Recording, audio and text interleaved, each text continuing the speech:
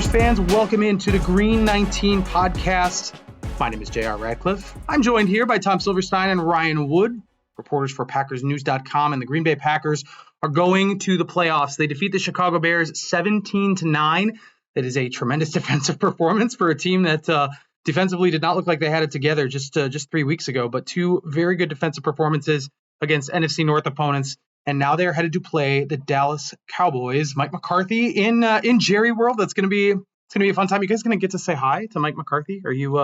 Who knows him better than I do? I covered a few years, but no one's going to be talking about that this week, right? That's storylines. That's boring. Mike McCarthy versus the Packers. Yeah, thank God they've already done it once. So they got it out of the way. They got it out of the way. Some of that out of That's a great point, Spoon. But, some of the Dallas, Green Bay playoff games. That's stuff of lore. Yeah. How about Dak Prescott versus Jordan Love, huh? Number 1 and number 2 this season in the NFL in touchdown passes. It's true. Not something I personally saw coming. No. Not something anyone saw coming. To start with, I guess we can start with Dallas and then kind of move our way backward. Obviously, we have a lot to talk about in this Chicago game.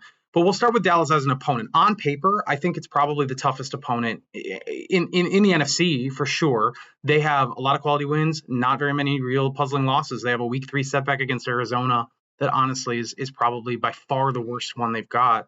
So Ryan, I mean, there's playmakers all over the place. There's Dak Prescott, Micah Parsons might be the defensive player of the year, or at least in the running. They obviously have CeeDee Lamb, who's one of the best receivers in football. Like, honestly, it seems like they're really going in as David versus Goliath. I don't know if that's how you look at it, but I guess I'd be curious. Do you think what assets do they have that's going to work to their advantage in this playoff game? Well, what strikes me is the dichotomy between where these two teams are going into this matchup. I mean, you've got a Packers. They were smoking victory cigars in the locker room today. It was smoky. You know, it smelled nice. Yeah. Getting to the playoffs with this team, it's a huge deal. I mean, there's a sense of, this is special, and Matt LaFleur said it himself. Just being here is special. Dallas doesn't feel that way. No, it's the exact opposite. They are not getting to the playoffs. That's not the thing this season. They better win. They better win some games in January. So the Packers are coming in as the big underdog. They're the 7 and Dallas is the 2, and it's a big difference than if they'd gone into Detroit next week against the Lions team that doesn't look like it's going to have Sam Laporta. I mean, that's a big difference. Mm-hmm. But there's something to be said, I guess. I mean, if you're looking for positives in this matchup, that the Packers are playing with house money. Dallas is not. If Mike McCarthy doesn't win this game, if he doesn't win next week, he might not be their coach next year. And that's the type of pressure that Dallas is under. So all the pressure's on one side in this one. What do you think, Tom? They've been to Dallas a couple times in the postseason in recent memory. Obviously, the Super Bowl was a good one that had nothing to do with the Cowboys. But then in 2016, early part of 2017, Mason Crosby hits that big game winner, the pass to Jared Cook on the sideline. They knock off the top-seeded Cowboys. This would be comparable as an upset, I think, even though Dallas isn't the top seed. Do you think they have a puncher's chance? They got a chance. I wouldn't put it past them. I think they're going to have to play the offensive game of their lives. Mm-hmm. You know? I don't think they can stop the Dallas offense. I just don't think they can. And, you know, the Packers have done well enough to win these last 2 games. But, you know, let's face it, they faced Jaron Hall and McMullins. And I like Justin Fields, but he's a little overmatched because of the offensive line they had. They had injuries on there. I don't think Packers have faced a guy this good since maybe Justin Herbert. And, you know, that didn't go so well. And you know, you can win any type of game. And I agree, the Cowboys are going to be really uptight. And I think the Packers will be very loose. But Dallas's defenses can also be very good. Mm-hmm. You know, their secondary can be really good, and they can cause a lot of problems. Deron Bland is a pick six waiting to happen. Yeah. And so, you know, Jordan Love hasn't had something like that happen to him. You know, it'll be a good test of, you know, how tough they are, and we'll see where they're at. Yeah, Jordan Love with a turnover against the Bears. It was the first time in a long time. It was a fumble. It wasn't even an interception. Yeah. He's really done a good job of protecting the football, and we'll obviously talk more about him. One thing the defense will have to do is get pressure on Dak Prescott. That kind of goes without saying. They finally did that in this game against the Bears. They get 5 sacks, a lot of different guys getting to the quarterback, a lot of young guys getting to the quarterback. We're going to talk more about the rookies, but just in general, something has changed defensively that has allowed them to get after the quarterback the last 2 weeks. I mean, I still scratch my head at Tommy DeVito, of all people, not getting sacked. We're running all over him while everyone else is sacking him, and then the Packers can't get to him, but they've done something. Ryan, do you think it's scheming? Do you think it's players? What would you attribute this to? Because it's a completely different defense. I think it's just who they are. I got a lot of thoughts on this defense, probably more thoughts than I've had after any game this season. But the predominant thought watching them play today was even the way in which they were rushing and sacking Justin Fields. They were following and executing the game plan maybe better than they have all season. I mean, you look at Devontae White, look at Kenny Clark's sack, and you look at them have free paths to Justin Fields and then stop and not take the shot, which is every defensive lineman's dream, right? You want to smash the quarterback. That's why you play defensive line. It's a crappy position to play other than, hey, you get to smash the quarterback. They had those opportunities, but they stopped. Mm-hmm. Why? Because it's Justin Fields. And you can't just go full bore into Justin Fields. You have to break down. And Kenny Clark put it perfectly. He's like, in my head, I'm like, you don't have to hit him hard. Don't hit him. Just get him down on the ground. Just do what it takes to get him down. And that's what they did. This is as good as they followed that plan, the plan that they put in place during the week, and they went out and executed it all season. I don't know why they can sack Justin Fields 5 times while holding Justin Fields to 3 yards per carry, but they can't sack Tommy DeVito. But that's who they've been. I mean, look at the best games they've had defensively this season. In Detroit, against Jared Goff and a really good Lions offense. Patrick Mahomes at home against Kansas City. And then they make Baker Mayfield look like Tom Brady and give a perfect passer rating inside Lambeau Field. So for that reason, I'm wondering, like, is it a good thing that they're playing a really good Cowboys offense with Dak Prescott, CeeDee Lamb? Like, they've played their best against the best opponents, and they played their worst against the worst. So I don't know. Maybe there's something to that. I don't know. I don't know what this defense, but I know this. Season on the line last 2 weeks, 19 combined points. Under 20 points in 2 games in a row. They're carrying some momentum into the playoffs. It could all end next week. No idea, but they are carrying that momentum. 3 field goals against the Bears, Cairo Santos, but no touchdowns. Spoon, I'm probably putting the cart before the horse here because there's a lot left to talk about, but at some point it's going to come back to Joe Barry, and has he done enough? Because the Packers got into the playoffs with 2, like Ryan just said, 2 pretty good defensive performances. Is it enough that maybe he is back next year? I don't think so. But, what's been different is, Barry played very scared when he lost Alexander and then didn't have Stokes. And he was playing with Valentine. And I think he kind of underestimated what they could give him. Then Savage got hurt, and I think he just felt scared. Like he saw all these deep balls going over their heads. And so, he went and played all this safe zone and all this stuff. And now you see Quay Walker, blitzing. You see Devondre Campbell blitzing. You see them being far more aggressive with the receivers at the line. They're still playing some zone, but, he's got Jair Alexander and Carrington Valentine right now. 2 guys, really quick, really good at the line of scrimmage. He's got to be aggressive. There's, it's completely foreign to him to play that style. He believes, we're never going to give up a ball over their heads. And for the season, they had only given up like 4 passes of 40 yards or more. But you can't play like that. You just can't. Against some of these teams, they'll just chew you up. I mean, Love chewed up Chicago's zone. Yeah. They kept trying to play zone on him, and he was just eating them up. And you just can't play like that. So not unless you have like the 49ers defensive front, right?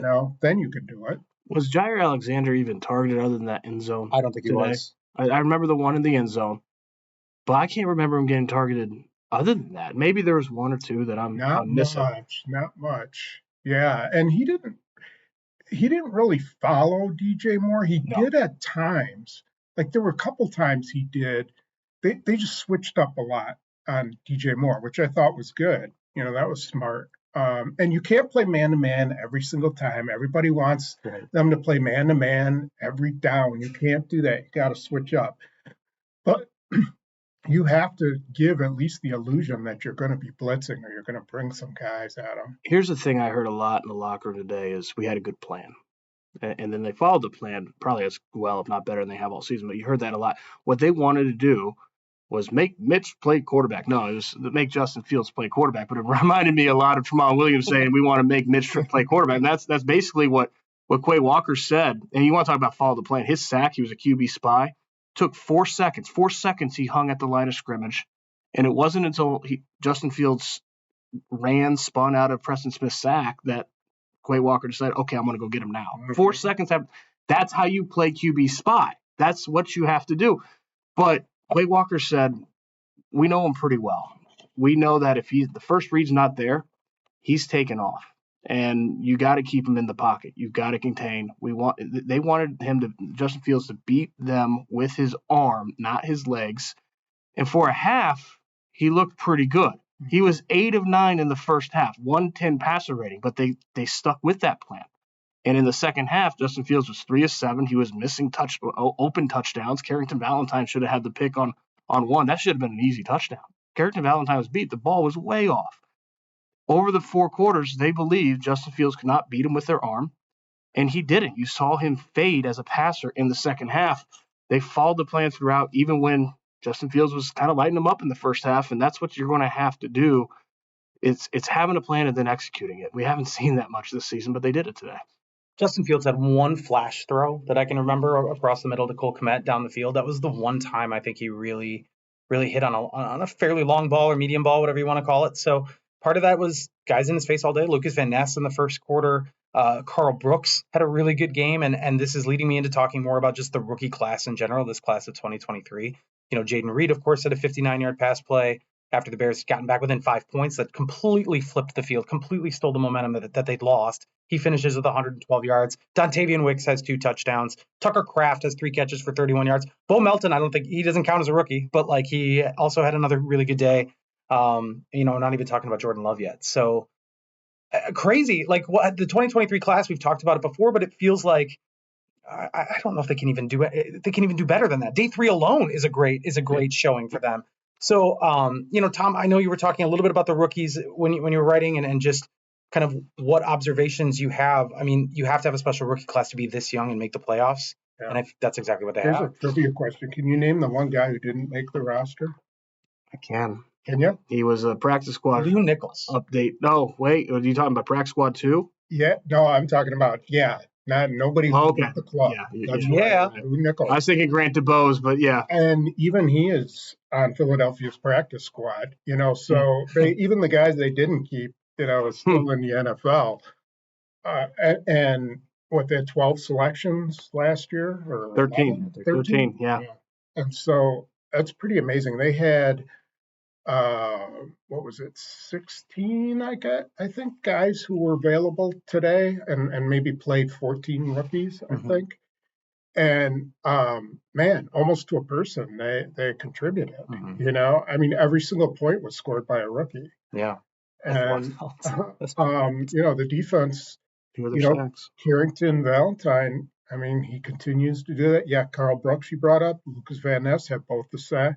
2 rookies had the sacks. They have brought the team up. So from what they had last year, even forget the quarterback, they've kind of raised the whole level, the foundation of the team, so that they're not relying on a bunch of, old guys, Adrian Amos's type guys. They've got athletic guys who are, I don't know how they keep getting better, because they're supposed to be getting worse as the season goes on, because rookies kind of hit that wall. Sure. And they've been banged up. Wicks has been hurt. Reed's hurt almost every week. Musgrave, obviously. And Musgrave, and somehow they just keep powering through. So this has a chance to be, I'm not saying it's the Lombardi draft that had 5 Hall of Famers in it, but it's I was trying to think back and compare a draft since I've been covering a team where more rookies have had an impact, and I can't remember one. Well, here's the thing. Everyone knows about Jaden Reed, right? He has more catches and yards than Sterling Sharp in 1988, more touchdowns than James Lawson as a rookie. Finest rookie season for a rookie receiver in Packers history. Everyone knows about Dontavian Wicks because a fifth-round pick doing that. He had a better season than Devontae Adams' rookie year. That's impressive. Everyone knows about Carrington Valentine because it's just not common that you see a seventh-round rookie lining up at corner as a starter and playing all the snaps week after week. But what about Lucas Van Ness? He's the first-round pick that no one talks about, and all he's done is have a better rookie season than Rashawn Gary's rookie season. Carl Brooks, he's the sixth-round pick. He has 4 sacks and 4 quarterback hits this year. Kenny Clark as a rookie, 0 sacks, 4 quarterback hits. You could say he's had a better rookie season than Kenny Clark. It's up and down the board. It's the guys. It's not the Luke Musgrave, the Tucker Kraft, the guys that you know. It's the guys that you don't even talk about. It's like, oh gosh, comparably, they're having better rookie seasons than guys that are established in Packers history and on this roster. Yeah, there isn't a guy you could say. Even Colby Wooden had a big stop. I forgot, was that maybe against Carolina? Had a tackle for loss. Was it on 4th down, I think, maybe, or 3rd down? Benny Sapp has had a couple of really nice tackles on special teams. Yeah. It's almost like whoever they put out there does something. Malik Heath. What caught my eye on Malik Heath today, on the 33-yarder to Jaden Reed, Malik Heath was every bit as open. Jordan Love could have thrown it to him. Mm-hmm. A young guy that wide open, especially an undrafted rookie, some guys might get frustrated they didn't get the ball. Very next play, they do a wide receiver screen to Dontavian Wicks, and who's the lead blocker that lays on a great block for 8 yards? It's Malik Heath. He does a bit of everything. Now, the one rookie that is not playing well, Anders Carlson, that's a problem at this point. I still am.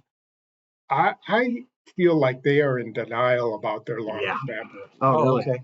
I really do. I mean, did you see where that snap was? Okay, he still has to hit that. But why are they putting up with having snaps that are off to the guy's hip, or high? Or I understand you're not going to be perfect, but man, they just have this tolerance and they seem to, I don't know, not correct it.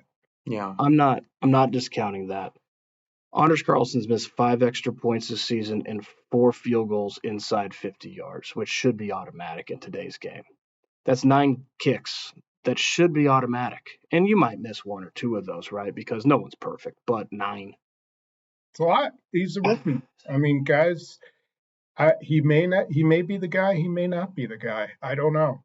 I am surprised they don't kick away on some of the kickoffs. I can't believe that he can't kick it into the end zone. I just don't understand that. Yeah. They seem to be obsessed with kicking it short. Maybe he can't, but I've seen him kick it into the end zone. I've seen him kick it deep. I don't know. Maybe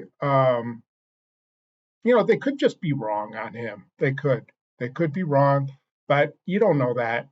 It's tough for rookies in the NFL. Yeah. In rookie kickers, it's very tough, but I don't know. Yeah. That could kill him. Cowboys kicker Michael Aubrey was perfect coming into today and then missed 2 field goals today. Did he? From inside 40 yards. One was blocked and one hit off the upright. So see, that's what happens. Yes. Everyone's human inside that helmet. You're not going to make every play. Okay, so Brandon Aubrey's I had him on fantasy football. I know the kind of season he's had. Number 1 kicker in fantasy. And not a typical championship rookie kicker. I appreciate it. Older guy. But yeah, you're gonna miss a couple kicks. It's just I guess what I'm wondering is at what point this becomes like. I think they need competition for him next year. He was inconsistent. He was inconsistent in college. The leg strength is there. He can hit it from 55 yards. That's why he got drafted. You see why he was drafted. But the inconsistency in college has now transferred to inconsistency in the NFL, and this is a playoff team. Not just a playoff team. This is a team that should be thinking of Super Bowl in the next 2 to 3 years. Mm-hmm. And you can't have inconsistency at kicker in those big games. Like today was, that 41-yard field goal he missed it cast a pall over this game. It was a one-score game in a game that the Packers were owning and dominating for a lot of the way. I don't know. I don't know. I don't know if we're being, too hard on him. I've seen some really bad kicking performances this year. I mean, Santos hit the goalpost and was lucky that it banked in, and he's a really good kicker. I don't know. I don't know what to think, because he always comes back and then he hits. Yeah. So he misses something that doesn't affect him. His brother was kind of like this too. Really struggled in the early parts, and I don't know if it's a mental thing or what, but they're locked into him. They're not. I don't want to hear another word about Mason Crosby. Yeah. Mason Crosby can't hit from. I love Mason Crosby, but he's not going to hit a 50-yarder for you. Right, and Carlson at least has a chance of hitting a 50-yarder. Well, when he comes back and hits, it's usually the hard ones. Yeah. Yeah. He'll miss the easy ones, but then 50 plus, he'll drain that. Right. So, it's not a discussion of this year. You're right. They do have to bring a competition for him next year. Circling back to the receivers, Wicks and Reed, of course, having such good days. And we found out coming into the day that Christian Watson wasn't going to be available. I know there was, some outside thought that he might be, and then they elevated Grant DuBose. LaFleur admitted he lied about it. Yeah. It's the first coach I've ever heard admit that he lied. Yeah, good for him. That's moralistic of him. Yeah. And then Romeo Doubs goes, I think he might have had he had a couple targets. He obviously had one in the end zone that he nearly reeled in, which would have been just an incredible catch. But he ends up with no catches. The two guys last year, struggling is probably the wrong word because Watson's obviously been hurt. But they're overshadowed now by these other guys. I saw Christian Watson leave today, and I thought, man, now he's a completely different skill set from what they have. So I know they could still use him, but I don't know if they're going to be relying on him going forward because they've got all these other guys that they can throw the ball to. I don't know. Maybe that's unfair. You can tell me, Tom, if you think that's unfair. He's still a special talent. I mean, every time he plays, he does something special. I mean, not every time, but his numbers are incredible. So when he plays, he's a special athlete, has special ability. You kind of have just forgotten about him because Jaden Reed's been so good, and Wicks has been so good, and Kraft and Musgrave. So I think it's not a bad idea to, not push it and let him use the offseason to figure out what the hell's going on with his hamstrings. Yeah. Because, they can't go on like that forever. He needs to figure out, and they need to figure out how to get that straightened out. And they don't need him to go out in Dallas and tear his hamstring, and then it becomes a whole off-season thing where all he's doing is rehabbing, What I do think the emergence of these young guys does is it puts, and this is just the way of the league, it puts Christian Watson in a figure it out or else situation. There's pressure. As specialists, I completely agree with you. No one gets hot like Christian Watson. When Christian Watson gets hot, it's like 4 touchdowns in 3 games, 8 touchdowns in 4. Like that's no one does that. But you can't be a key contributor in an NFL offense and play half the games. You just can't do it. And in this case, they have so many other options that if you're playing half the games, you get left behind. That's just the reality of this league. So if he can figure it out, can you imagine next year if they stay healthy? All these guys, I mean, my goodness, they didn't have Aaron Jones for several games. They still have questions at left tackle, and then the Christian Watson, Jaden Reed has had some injuries. Dontavian Wicks has. If these guys all stay healthy, it's a great problem for Matt LaFleur to figure that out. But yeah, and then long term, Romeo Doubs, where he fits in this offense, I think there's a role. He's got the strongest hands on the team. He has had the most clutch catches this season on the team. I think there's a role, but there's just more. There's more spark. There's more burst with a Jaden Reed, a Dontavian Wicks than what you've seen. I think Wicks has probably surpassed him in the choice of Jordan Love when he's going to make a big play. I think Dobbs I like him in the red zone. You want to throw it to the red zone. People called that a drop on the blog today, and I didn't get a lot of opportunity to see it. I know he fell backwards. It was a drop in my book. Yeah. Yeah, because why? Because it hit the ground. It wasn't. I even tweeted this yesterday. Drops are subjective, right? We're all going to grade them differently. Yeah. I'm a harsh drops grader because these are professional receivers, and if it hits your two hands and is not ripped out, not taken from you, you're paid to catch the ball, even if it's contested, even if it's tough. You're paid to catch the ball, and it was not taken out. It would have been a great catch, a really difficult catch. It was contested. Great play by Jordan Love, by the way. But he went up and got it. It was in his hands, didn't complete the catch. So I called it a drop. The thing is with Romeo Doubs, if he's like your fourth receiver, that's incredible. That's deep because he's an NFL player. He is absolutely an NFL receiver, and he gives you things that even in this offense are at the top of the chart. So that just to me shows how deep this receiving core is. Yeah, I think it does also. I think there is a case to be made that, Watson is still more special than those guys. For sure. Athletic. Yeah. And, there'll be a time when things catches up a little bit, corners get to know who these guys are. And Watson, you can know him, but you can't ever run with him. You just can't. So, they're going to have to continue to fish for wide receivers, I think. I wouldn't stop just because of the group that they have. I would still continue to look. If there's, some stud and you're sitting there at number 20, whatever they're going to be, and he's there and there's nobody else that you like, I wouldn't hesitate to take another wide receiver. I don't think you can ever have too many. I was trying to think of a way to ask about Jordan Love's performance, and it strikes me hearing us talk about the receivers, the rookie receivers. This season could not have happened with Aaron Rodgers, and it isn't just because Aaron Rodgers is, I think, a lesser quarterback than Jordan Love, maybe, ? It's that he would have so little tolerance for a young player making mistakes. Yep. You wouldn't have, I don't think, these guys growing over the course of 16, 17 games. You would have guys that are still taking their lumps and trying to keep their head down and doing what they can. I think it's just a different vibe. I mean, Ryan, you can tell me how the vibe is, even from your perspective, an Aaron Rodgers team, now that we've seen a full season with Jordan Love.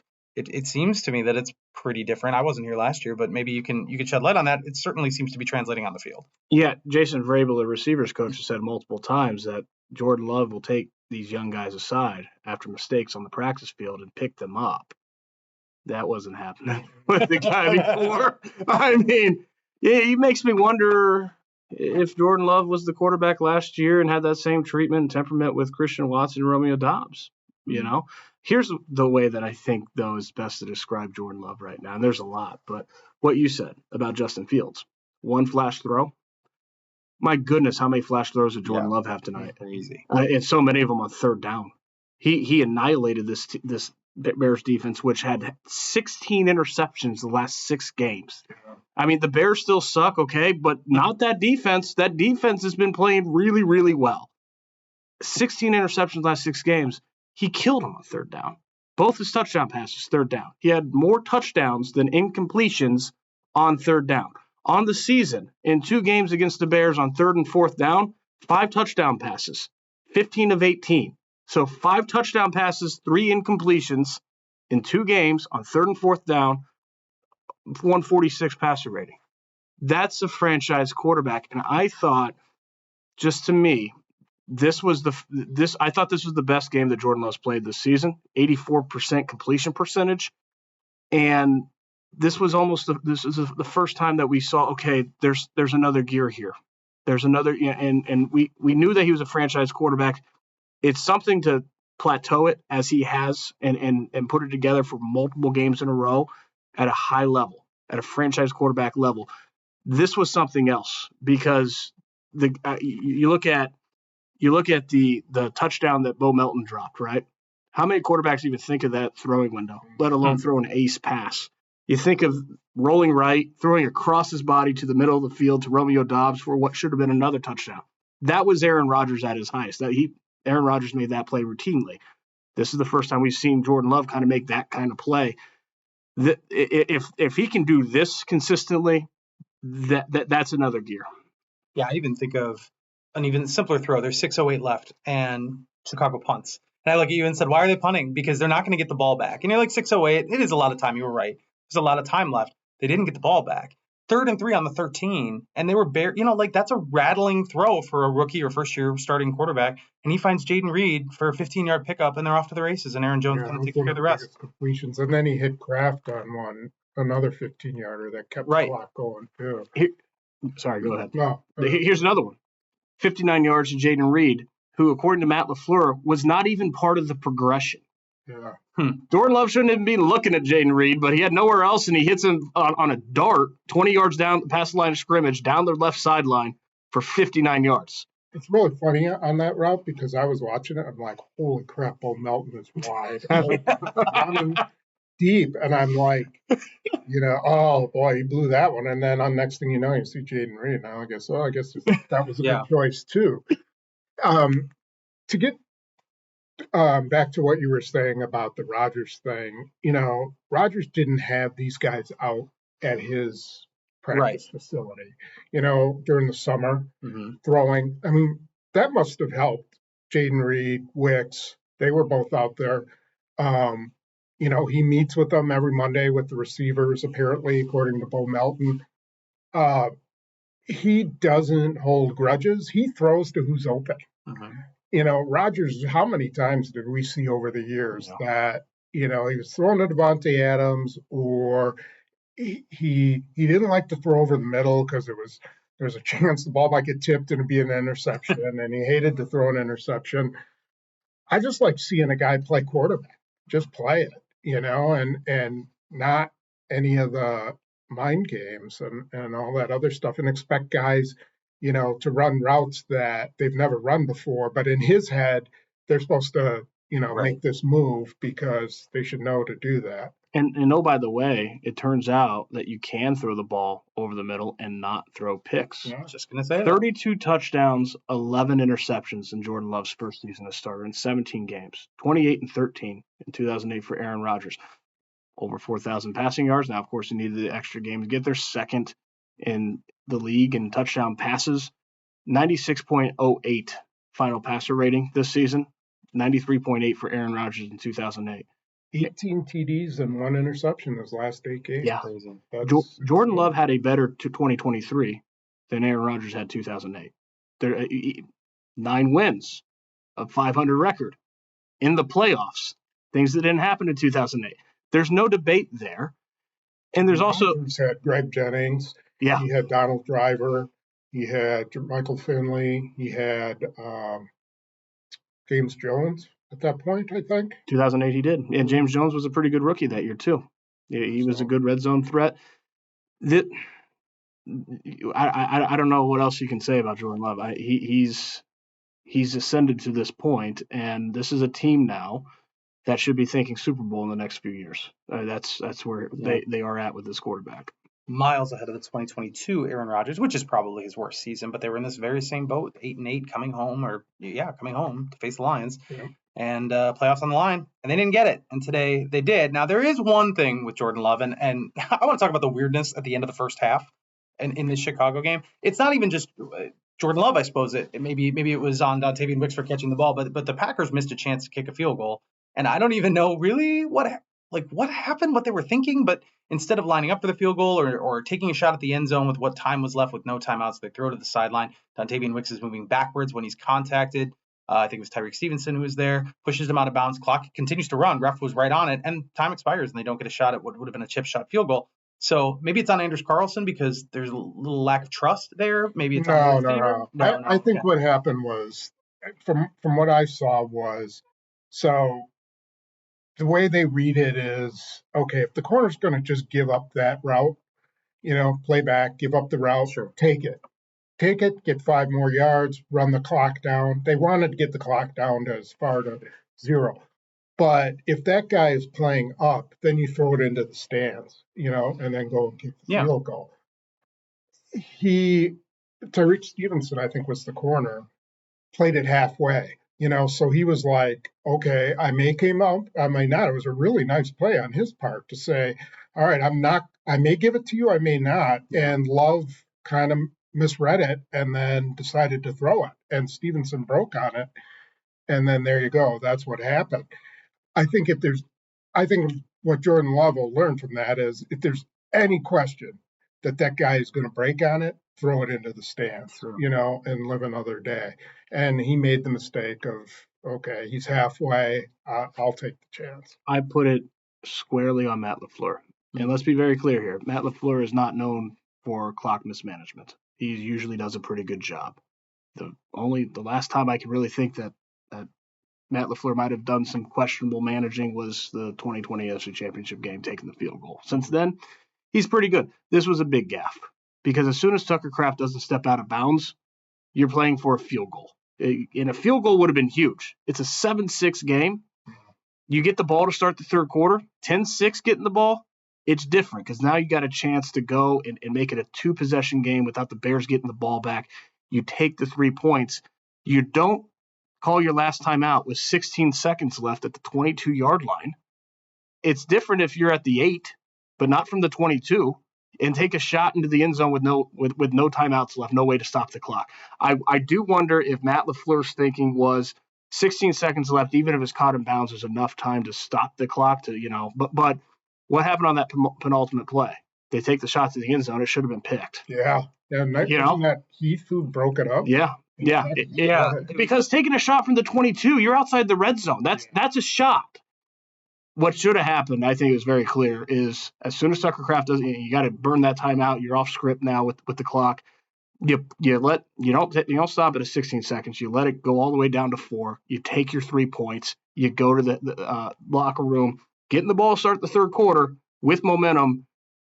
I was stunned that he stopped the clock with 16 seconds. Yeah, and I think what they should have done, even after they took the shot that into the end zone, was, you don't want to give Chicago 8 seconds or whatever, so drop Love back and tell him to throw it out of the back of the end zone and run off, 6 seconds or something like that. Just, tell him, we're just trying to burn clock here. That's it.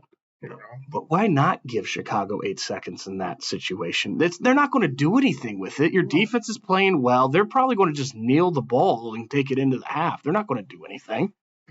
He doesn't trust Joe Barry. Maybe. But when he stopped it with 16 seconds, I'm like, what was he doing? It was not a good look. You can't do that in the playoffs, that's for sure. I do feel like the Packers played much better than 17-9 illustrates. They got a couple reviews as well. There's the Bo Melton touchdown where he rolls kind of over the end line, and he didn't quite have possession, but that was kind of bang bang. They originally said incomplete, then they said touchdown. Then went back. Was weird. It was weird. That was like they called touchdown so that replay could look at it. I think that's exactly what happened. Because that back judge ruled incomplete. Yeah. I was watching it. He was right there. I did not see a single guy raise his hands for touchdown. But then the fans were complaining about it, and they're like, oh, maybe we should just call a touchdown, and then we can get an auto review. Yeah, I think that's what they do. I'd like to see those plays called for the auto review if it's close more often. I thought that's playing it right, because then you're okay, it's close. We don't really know. Yeah. So we're just going to auto review it. Yeah. Right? Any scoring play, you pretty much should just give it to them, I guess. Auto review what they were doing. I wonder if they could work in something about scoring play or presumed scoring play, So if it's ruled incomplete, you can also review that without costing somebody a touchdown if it's a scoring play. I don't know if that's possible or not. They also the Packers had just used a challenge flag on a review on a DJ Moore catch, which would have made it 4th down, led to a punt.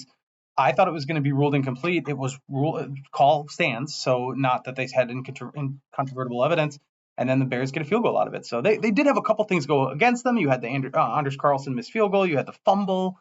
I mean, they should have scored quite a bit more, I think, than 17 points. I think so. With all the yards they had, they should have. Yeah. Well, I also wonder if your best defense sometimes is keeping that quarterback off the field. And if I'm Matt LaFleur, the thing I am the most concerned about going into this game is Justin Fields taking the game over with his legs, right? Especially with your defense. How do you prevent that from happening? You kind of go ball control. And from the efficiency of their passing game and Aaron Jones going over 100 yards again on 22 carries, they really controlled this clock. And it kept the scoring down. But, 41-yard field goal for Anders Carlson, 2 drop touchdowns. They had more opportunities. It was odd that they only had, 2 possessions in the first half. In the first Yeah. half. The third possession is the one that ends with the clock management. But yeah, that's almost 3 full possessions. That's it. It's like I couldn't really figure it out because I looked at the plays were even, the time of possession was even, but it was almost like, but Packers only had two very possessions. What's deliberate going on? And when you have Jordan Love and you have your offense is playing well, you got to have more possessions than that. You just have to. That's why the score was so low, I think. Yeah, I agree with that. I mean, part of it too is just an effective running game. And you talked about Aaron Jones, that's 3 straight 100-yard rushing performances. He is obviously very healthy, running at full strength. Anytime they gave him the ball, I thought he was gonna find a hole. I mean, it's also a credit to the offensive line, who I think is playing really well. Zach Tom left the game and came back. He's been tremendous, I think, this year. So nice that he ended up not. Sean Ryan keeps playing more. I know. Sure. Speaking of a guy who can block I'd like in the to run. see what the snap count was on that. It's getting closer to 50-50, isn't it? It is. I thought Aaron Jones was a really compelling post-game interview because he's obviously from Texas. It's not the Dallas area or anything, but he's going back to Dallas. He's had a lot of success in that building. Wasn't in the playoff game, but twice he's cleared 100 yards, like 107 and 4 touchdowns one time. He's got a little wave goodbye that I think people remember the picture of that.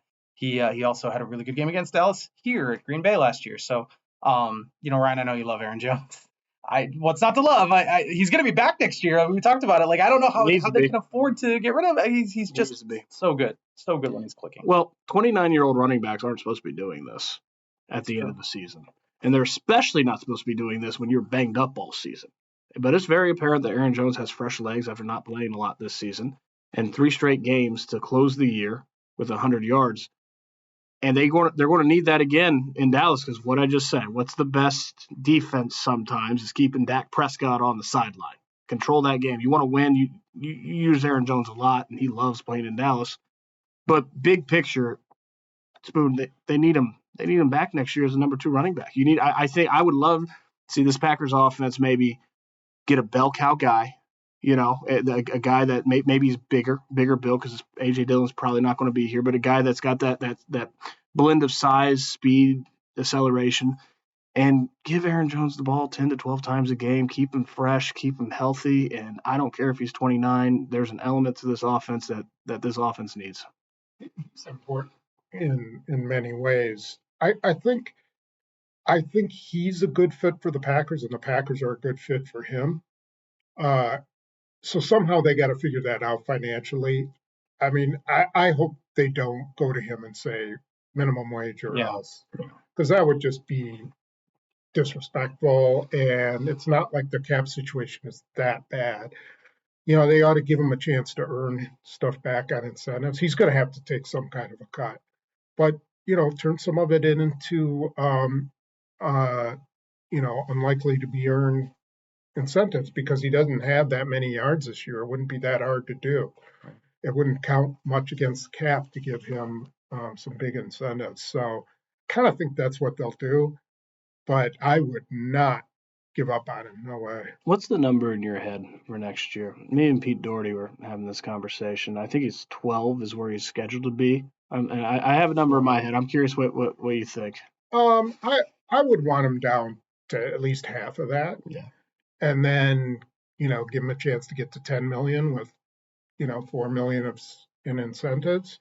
Of course, they'd have to be really high, but I think 5 or 6. You're going to be, assuming you're drafting a running back, and maybe you're taking them in the 4th round. You're not paying very much for a running back out of the draft. I was thinking because I do think that there's production there in the offense, there's value.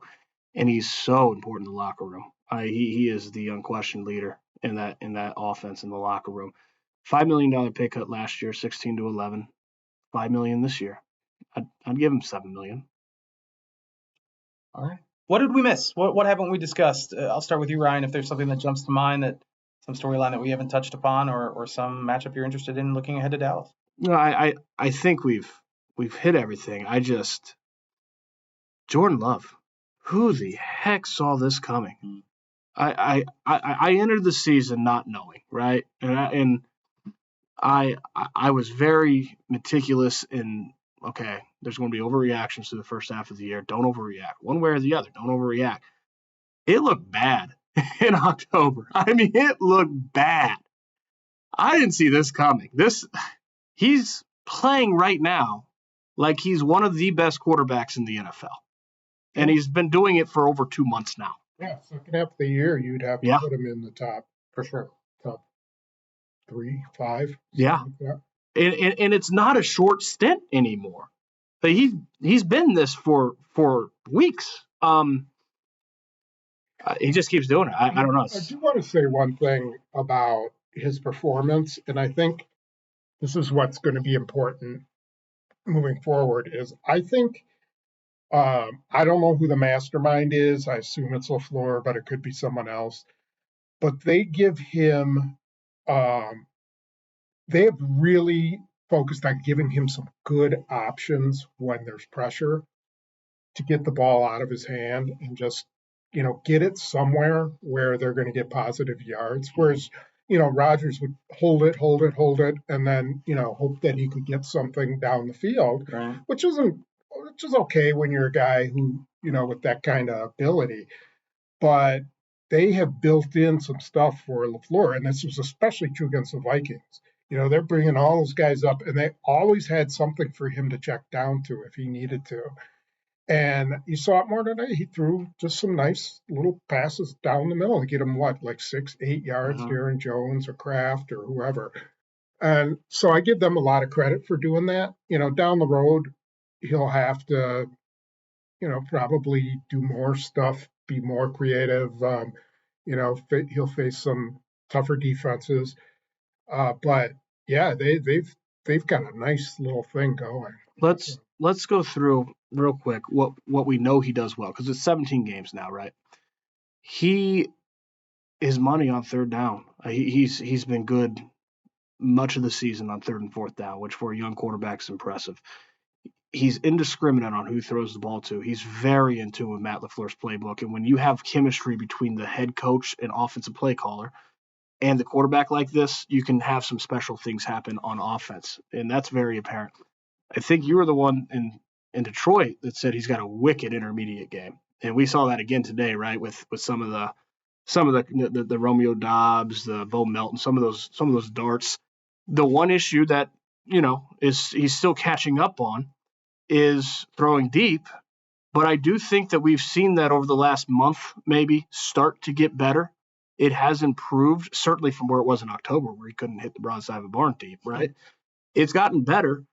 I do think that can continue to get better. And if he starts hitting 40-yard verticals down the sideline and seam, watch out, because that's when it's scary. The thing, he does have to improve on this. I mean, he's got to improve his footwork. So he threw that touchdown to Wicks, I think it was, off his back foot. Yeah. How that got through, I don't know. I mean, that was wasn't that like a knock? And then there was another one, right, going the other way, a corner route going the other way, right? And I'm just thinking to myself, what's wrong? Because those are like balls he whips. Yeah.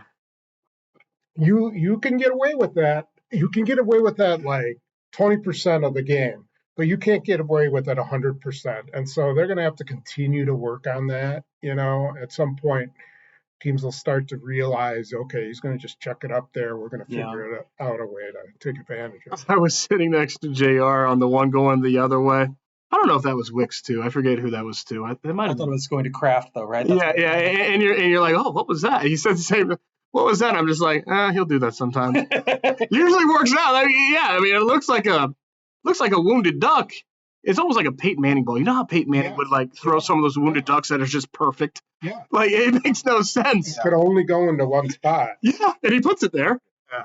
And then you see him throw this dart, right on Bo Melton's hands. Yeah. And you're like, well, he didn't do that last time, but it's footwork, and he'll get better at that. The other thing that he's really improved throughout the season is his command at the line of scrimmage. And I think that you've seen Matt LaFleur give him more and more of that autonomy to get him in and out. And Matt LaFleur's talked about it. And that's also a really good thing for a starting quarterback in this league is to be able to make strides there before the snap.